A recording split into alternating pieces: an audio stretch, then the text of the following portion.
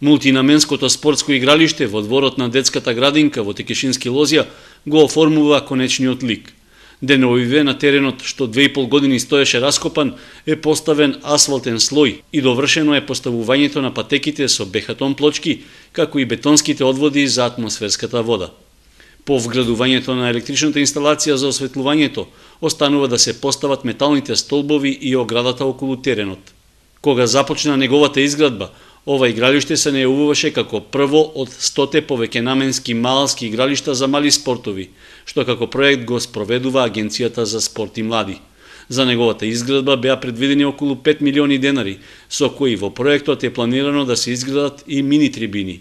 За сега нема известување дали инвеститорот ќе се задржи на правичниот проект или тој ќе биде изменет. Во меѓувреме се довршува опремувањето на второто мултинаменско спортско игралиште во Оризари.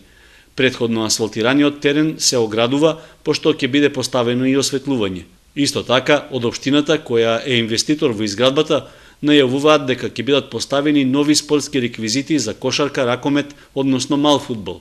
Целата инвестиција за реконструкција на теренот чини над 1 милион денари, што се обезбедени од општинскиот буџет.